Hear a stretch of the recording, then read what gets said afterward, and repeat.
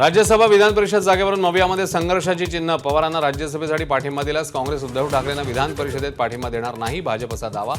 तर संख्याबळानुसार वाटा मिळण्यावर काँग्रेस आणि ठाकरे ठाम. राज ठाकरे आणि शिंदेंच्या भेटीवरून शिवसेनेचे उद्धव ठाकरेंना चिमटे. बाळासाहेबांच्या विचारांचे पाईक असलेले दोन नेते एकत्र आले तर आनंदच. नरेश म्हस्केंच्या ट्विटने नव्या राजकीय चर्चांना उधाण.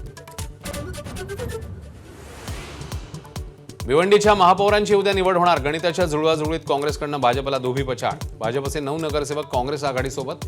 चंद्रपूरचा हिशेब चुकता करण्याचा प्रयत्न.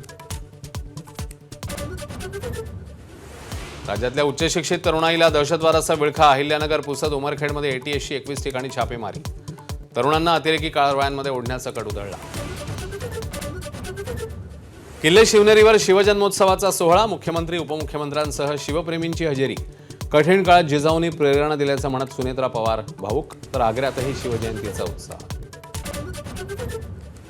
मालेगावमध्ये शिवजयंती दिनी शिवरायांचा विसर. पुतळ्याची स्वच्छता, सुशोभीकरण, पुष्पहार अर्पण न केल्यानं मनपा प्रशासनावर टीकेची झोड.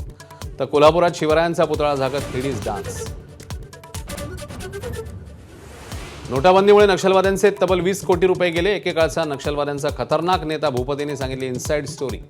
लिट्टेशी संबंधांपासून आत्मसमर्पणापर्यंतची कहाणी एबीपी माझावर.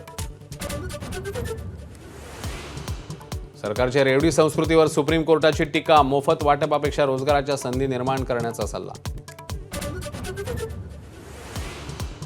काळाची पावलं ओळखत उद्योगपती मुकेश अंबानींचं मोठं पाऊल. जिओ रिलायन्सची एआय क्षेत्रात 10 लाख कोटींची गुंतवणूक.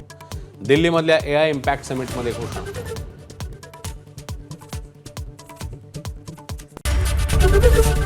एबीपी माझा, उघडा डोळे बघा नीट.